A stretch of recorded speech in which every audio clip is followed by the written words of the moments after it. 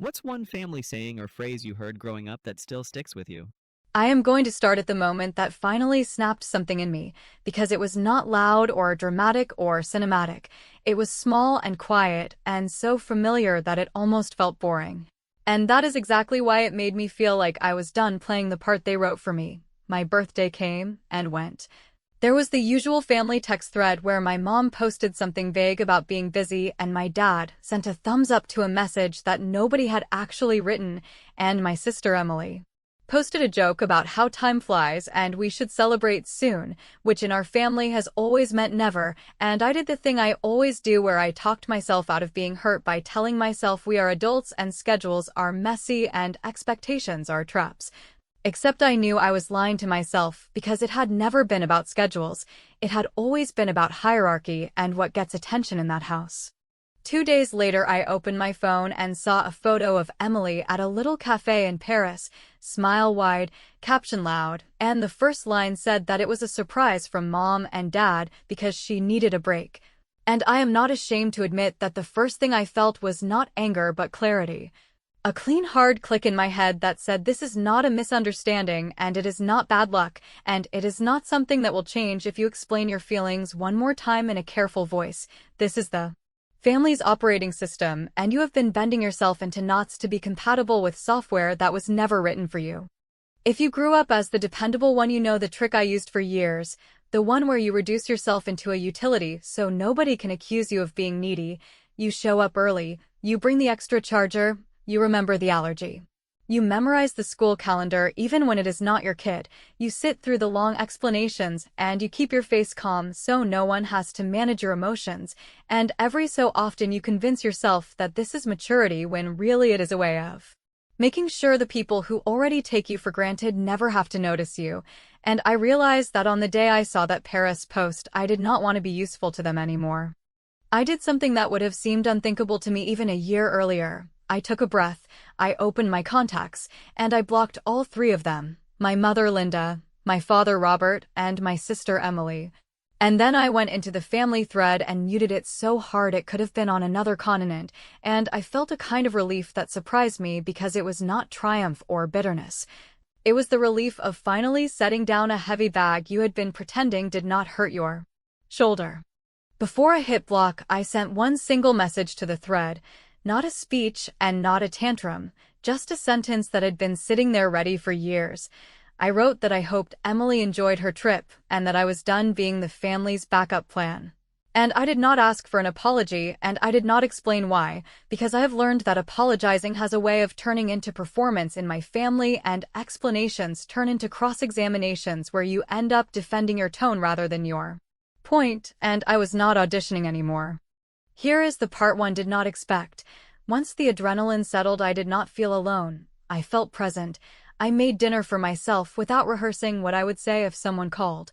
I went to bed early without that tightness I get in my chest before family holidays, and I woke up the next morning without the usual obligation hangover. And if you have ever set a hard boundary, you know that the first 24 hours are the easiest, because the silence feels like proof that you were right, and then the mind starts bargaining, and then guilt leaks in like water under a doorframe.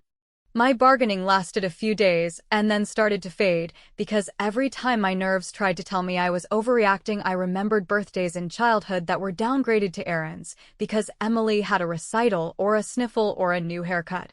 And I remembered my own graduation where my mother asked me to take pictures of Emily with her friends, because you have the better eye. And I remembered the time I got a promotion and my father asked if Emily could use my frequent flyer miles to visit a friend, and I kept stacking those little memories like bricks until the wall felt solid enough to lean on. The small revenge, if you want to call it that, was not the blocking itself. It was resisting the urge to explain or soften or manage their reaction. Because the old me would have written a careful email with context and disclaimers and little jokes to make everyone comfortable while I walked myself back from the truth, and the new me let the silence do its job. Because sometimes silence is the only language people like my parents bother to translate. About 3 weeks later, the silence cracked. An unknown number started calling, not once or twice, but again and again over the course of a day, and I watched it buzz, and I did not pick up because people who need you politely do not call like that. And then a voicemail came through, and I saw the transcription start to populate with my mother's name, and I let it sit there while my heart did that old fast uneven thing, and I thought, here we go again, except this time I am not walking and unarmed. And I pressed play, and I heard the first shaky line, and I realized this was not going to be a conversation about my birthday at all. The voicemail was my mother using that careful voice she reserves for holiday dinners when she wants everyone to pretend nothing is wrong. The one where she stretches words like taffy so that you cannot quite grab the point. Saying she hoped I was well, and that she and my father had been worried, and that there was a situation we should discuss, and could I please pick up. And I listened all the way through without interruption, because I wanted to hear whether there would be even one clean apology slipped in there somewhere, a simple acknowledgement that the birthday thing was not an accident but a choice, and when it never came I put the phone down and made a decision that felt small but powerful. Which was that if they wanted access they would have to cross my threshold on my terms rather than pulling me back into their living room where I always ended up apologizing for being hurt while they explained why I was being unfair. They did not wait for permission. The next day there was a knock, not the neighborly double tap or the friendly rhythm you give to someone you actually like, but the firm parental knock that says we are here because we have decided it is time to be here. And I stood there a few feet from the door just breathing until my heartbeat slowed because I did not want to open it with that old tremor in my voice that always gives them the upper hand. And then I opened it and saw both of them, my mother, with that look that says she cannot believe we are having drama when life is already so busy. My father holding himself like he is very reasonable and I have been difficult. And before either of them could step forward I stayed right where I was and said that if this was a social visit the answer was no, and if this was an apology they could say it now, and if this was a request it would need to be very specific and very honest, because I was not doing the usual dance. It sounds petty when I say it out loud, but the first tiny revenge was making them stand on the mat while I asked for clarity, because for as long as I can remember they have treated access to me as a given and my time as communal property. And there was something beautifully ordinary about forcing the conversation into adult boundaries, like when you finally put a password on the Wi-Fi and the freeloaders stop pretending they are guests, and my mother blinked and said of course they were sorry. If my feelings were hurt, which is the classic non-apology that has been running in our house since I could drive, and I said that was not an apology and she knew it, and she glanced at my father in that way that says you handle this. And he cleared his throat and said they needed to talk about Emily and it was important. I let them in because I wanted to hear the shape of the ask before I decided on the answer, and I also wanted to practice not filling silences with helpfulness, so I gestured toward the chairs and did not offer coffee. And I did not ask about flights or jet lag or whatever small talk normally lubricates these moments, and my father got down to it faster than I expected, saying Emily had hit a snag on her trip and there had been a misunderstanding with a transaction and some paperwork and she was waiting for something to clear that was not clearing, and my mother chimed in with the familiar chorus about how Emily is so trusting and the world is complicated and sometimes she just needs a big sister who knows how to navigate all that. I could feel the old script trying to spool up in my chest, the one where I say tell me everything and let me fix it because that is what I do, and I kept my mouth closed long enough to notice the most important fact in the room, which was that neither of them had arrived with any curiosity about me, not my work, not my time, not my feelings, just the certainty that I would slide into place because that is what I have always done, and that is when the second little revenge landed, which was choosing to slow the tempo to a crawl and make them live inside the consequences of their choices for once. So I asked pointed questions that required real answers, like who booked the trip, who paid for the accommodations, whose name was on the card. What exactly was the hold? What was the bank saying? And I watched them stumble because they were not used to me asking for facts before offering solutions. When I finally told them what they already knew, that my job puts me in rooms where I have contacts who could get a problem untangled if it is legal and clean and the request is respectful, my mother leaned forward like a shopper spotting the last item on a shelf and reached for my hand like we were having a tender moment, and I pulled my hand back and said I would consider making a call, but only after we did this the right way. And the right way was not me playing fixer while they kept pretending the past was a misunderstanding. It was them acknowledging in plain language what they had done for years and what they had done again this month. My father bristled and asked whether I was really going to punish my sister for a family miscommunication, and I said I was not punishing anyone. I was choosing not to be invisible anymore, and if they wanted my help, then there were conditions. Not money and not gifts, just accountability in a form that could not be walked back the moment Emily was comfortable again, and I watched them both try to calculate the easiest way to satisfy me without actually changing anything, and I realized the only leverage I had ever needed was right there, which was me. So I told them I would think about it, and that I would follow up by email because I wanted everything in writing, and I walked them to the door and thanked them for coming over and did not hug them. And when the door clicked shut, I felt a kind of steady calm that stayed with me as I drafted the email that night, laying out clear terms that were not open to interpretation, including one condition that made even me pause as I typed it, because I knew it would land like a small explosion in our family and there would be no walking it back. And as I hit send, I sat there thinking that if they agree, I will know they are serious, and if they refuse, I will know I was right all along. And then my phone lit up with a reply faster than I expected. One line from my mother that said, "We will do it if you promise to fix this now," followed by a second line that made me stop breathing for a second, because it confirmed the suspicion I had the moment they knocked. They had already told Emily I was on the case and that I would make it go away. When I read my mother's line about having already told Emily I was handling it, the old reflex kicked in for a second, that trained muscle that says step in quickly and make everyone comfortable. But I caught it mid-motion like you catch yourself from slipping on a wet floor, and instead of swallowing my annoyance, I decided to use it.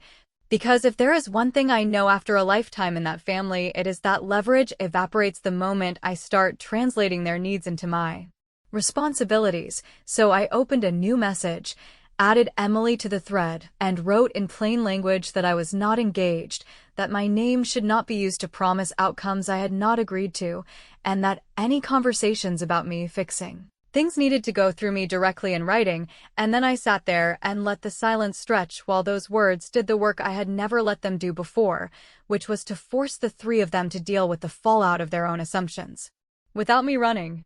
interference like some unpaid publicist. The responses landed quickly, and they were exactly what you would expect, my mother pretending to be surprised at the misunderstanding she herself created. My father trying to reframe my boundary as a miscommunication that could be smoothed over if I would just pick up the phone, and Emily coming in hot from overseas with a mixture of flattery and entitlement that I have seen from her since high school, telling me I was always the calm one who could handle things, that this was just red tape, that I would be saving her from a ridiculous situation cooked up by people who love bureaucracy more than common sense, and beneath the flattery was the familiar command, do it now and do it without conditions. Because you are the one who makes problems disappear while I get to stay the person who needs saving. I did not answer right away. Instead, I called two people I actually trust, one who works stateside in compliance for a major bank and another who handles cross-border headaches for companies that want their mess cleaned up without headlines. And I told them what I had in broad strokes and asked what category of trouble we might be dealing with, and the picture that emerged over the next day was less cute than my parents' summary suggested, because this was not just a hotel deposit hiccup or a misplaced card. It was a pattern of attempted purchases and withdrawals that had tripped every possible wire, followed by some casual name-dropping and a little threat tossed at a clerk who did not deserve it. And apparently there was also a boutique incident where something walked out unpaid because someone else would be sending a courier to settle it, which, to put it kindly, is not the kind of story that inspires mercy when a supervisor reviews the tape. I said none of that to my family, not yet, because I wanted them to feel the weight of not knowing. Which sounds mean until you remember that not knowing has been my assigned seat for decades, while they planned things without me and expected me to materialize with tools and keys and explanations. And there was a sharp satisfaction in letting them sit politely in the purgatory they created. So I wrote back with the terms I had already sent from my laptop and added one more line that I knew would make my mother's molars meet, that any help from me would require a public acknowledgement, not in a social media spectacle or some pity party, but in front of family who remembered the last 2 decades as clearly as I did, where they would say out loud how they had treated me and how they had treated Emily, and that it would not be a joke, Not a story lightly told, but a clear statement that would not be walked back when this blew over. My father called that emotional blackmail, which is a funny phrase coming from the man who used to call me during finals to ask if I could drive Emily to her appointments because she was stressed. But I let him burn through the usual accusations, and then I told him calmly that emotional blackmail is when someone threatens your stability if you do not surrender your boundaries, and what I was doing was the opposite. I was purchasing my own peace with the only currency they ever respect, which is inconvenience, and if they wanted the smoother path, then they could choose it by accepting the terms and picking a date for the gathering, and if they wanted a different path, then they were free to try any number of other solutions that did not involve me. They caved faster than I thought they would, which told me things were worse on the ground than they had let on.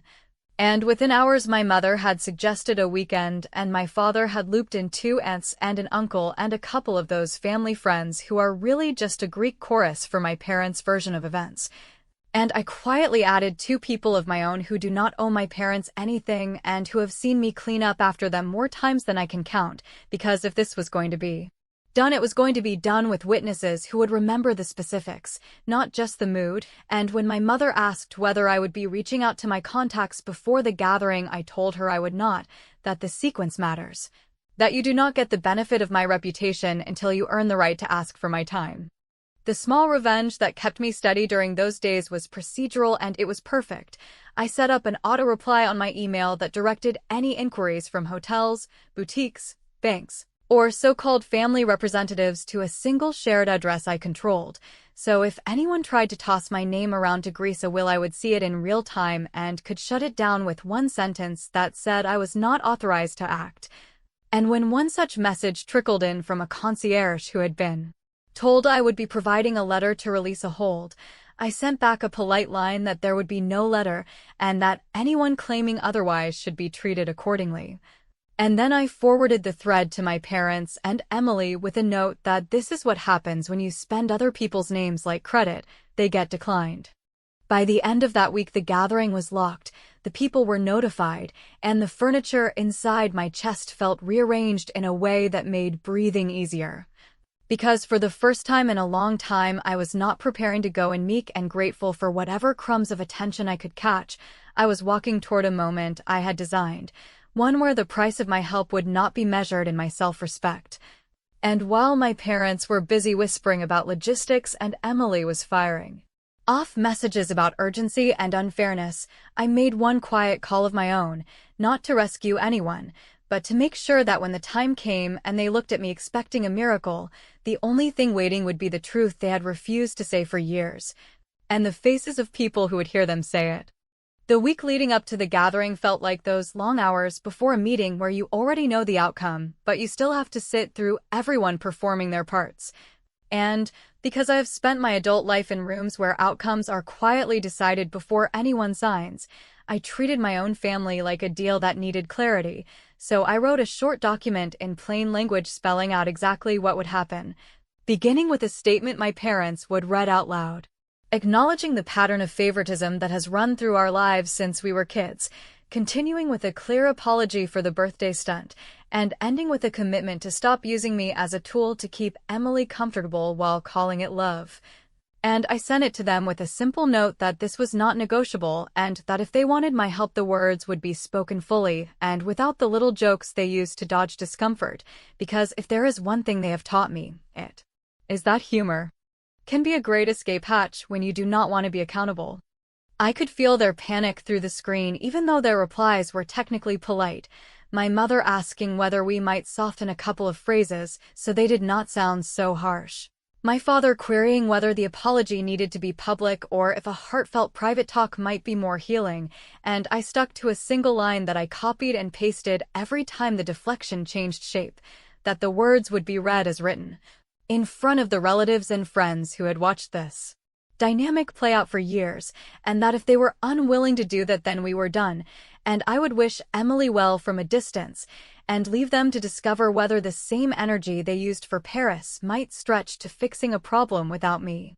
The small, clean revenge embedded in this stage was not dramatic, but it was effective. I created a shared note with red receipts so I would know who had viewed it and when. Then I added my aunts and the two family friends who always narrate our gatherings afterward like sports commentators, and I let them see the exact language in advance, because my parents' favorite trick is to rewrite events in the retelling, and I wanted the people who normally help them spin to have the text in their heads before anyone started improvising, which meant that when we walked into that living room there would be less room to wriggle and more pressure to do the one thing they have avoided their whole lives, which is to say the quiet part out loud. On the morning of the gathering, my mother sent a message that tried to set a friendly tone, the usual reminder about bringing something sweet and a little winking line about keeping things light for Emily's sake. And I wrote back that I would not be bringing dessert, and that the only thing getting kept light was their calendar if they decided to back out, because the plane of this conversation could not fly with jokes in the engine. And I closed my phone and sat with the ache that always shows up right before I do something that protects me, the ache that sounds like you are being harsh, you are making a scene, you are too much, the old soundtrack they installed when I was young, and they wanted me compliant. And I let it play while I got ready without trying to negotiate with it, because that voice has never lowered the price of my pain, it has only made me late to my own life. When I arrived, the room had that strained quiet families get when everyone knows why they are there and everyone is pretending this is a normal get-together, and I did not hug and I did not do small talk. I placed the printed page on the coffee table where everyone could see it. I said we would start, and when my mother reached for humor I cut gently past it and handed the page to my father, because he is the one who likes to play the reasonable moderator until it is time to take responsibility, and I told him to begin, and I stood there with my hands still because this part was not about me proving anything, it was about them using their own voices to build something honest for the first time in a long time. He read slower than I expected, careful and tight, each sentence landing in the room like a brick, and I watched my aunts' faces shift as the shape of our family became obvious in a way that did not allow for the usual reinterpretations. The birthdays folded into errands, the money steered toward Emily's wants while my needs were framed as independence, the stories told at holidays where I was the capable one and Emily was the tender one, which was their gentle phrase for fragile, and when my mother took over the apology section I could hear the tremor she gets when she wants sympathy, and I kept my expression flat because sympathy is not accountability. And the whole point of today was to remove the cushions they have always landed on when the truth got too sharp. When they reached the final paragraph about how they would stop using me as a tool to manage Emily's life, there was a long pause that felt like a test of whether I would jump in to rescue the moment, and I did not. I waited for my father to finish the last line, and then I said thank you, and I told them clearly that this was the price of admission to the next ask, and only then did my mother say the words she came to say. That Emily needed me to call someone who could unfreeze something that had been frozen, that a manager with a very official title was waiting on a letter or a confirmation, and that a delay of even a day could make things very unpleasant. I let the room sit in the tension for a beat, because I wanted the order of operations to be seared into memory, and then I gave them my own sentence, the one I had set aside for this exact moment, that I had already reached out days ago to the one person who would know whether a clean resolution was possible, and that I had an answer that none of them were going to like, and I watched the hope light up in my mother's eyes even as she flinched at my tone. And I saw my father lean forward as if proximity might change the words about to come out of my mouth, and before I said the answer I told them there would be no more rescue letters, no more mysterious favors, and no more borrowing my name like a universal key. And then my phone buzzed on the table with a notification that made both of them glance down in reflex, and the timing was so pure it almost felt scripted, except it was not a script. It was a message from the contact who had promised to tell me the moment the final decision was made, and all I had to do now was read it out loud. The notification on my screen was from the compliance person who does not waste words, and the whole message fit on one line, which somehow made it land harder, and I read it out loud without softening it, that there would be no override, no courtesy unlock, no backdoor fix, and that the only path forward was for Emily to show up with identification, settle the outstanding amounts in full, sign acknowledgement of the incidents, and accept whatever temporary restrictions were attached, and I let The sentence hang in the air because I wanted everyone in that room to feel the shape of a real boundary that does not bend just because someone is charming or panicked or used to being rescued. And then I added the part that mattered most to me, which was that I had already asked about any channel where my name could grease a hinge, and that those channels had been closed deliberately, by me, days earlier, with a simple note that said I was not authorizing any exceptions on behalf of my family,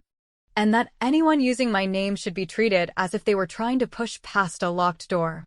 My mother started to cry in that way that is half emotion and half tactic. My father tried to negotiate with me like I was the concierge, asking whether I could at least call back and argue a little, whether I could play the professional card and hint that it would be better for everyone if this did not escalate, and for the first time I did not explain why that would not work. I did not draw diagrams or offer a mini lesson in how systems protect themselves. I simply said no, and because I knew they would demand a reason that would let them feel victimized, I gave them the only one that mattered, which was that I was done spending my reputation to pay for their choices, and that if they wanted to spend something they could spend their time, their miles, their patience, their creativity, and maybe a little humility, because those were the currencies they had been protecting for years while treating mine like a company card.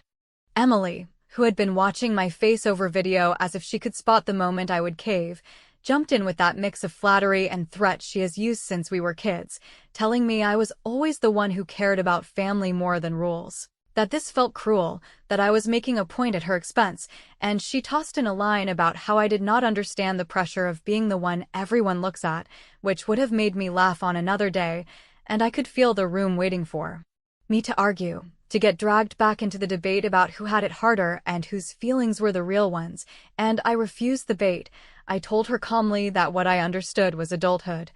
and that adulthood is when you carry your own bag and your own bill and your own apology, and if she wanted help I had one kind to offer, which was information.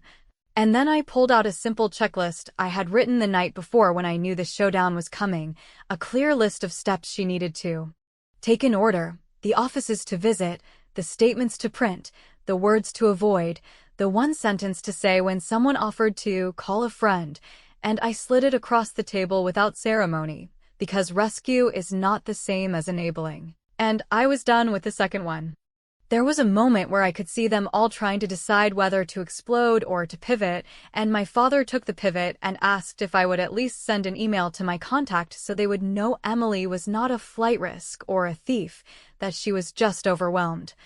And I told him I would send exactly one email. It would be copied to everyone here, and it would say that I was not the point of contact on this matter, that the person named Emily would handle her own affairs, and that any further attempts to pull me into this would be declined, and I watched his face register the reality that the universal key they had used for years no longer opened any doors, not even the ones with my name on them. And I felt a quiet click inside that I had been chasing through 1,000 smaller moments, the click of being finished.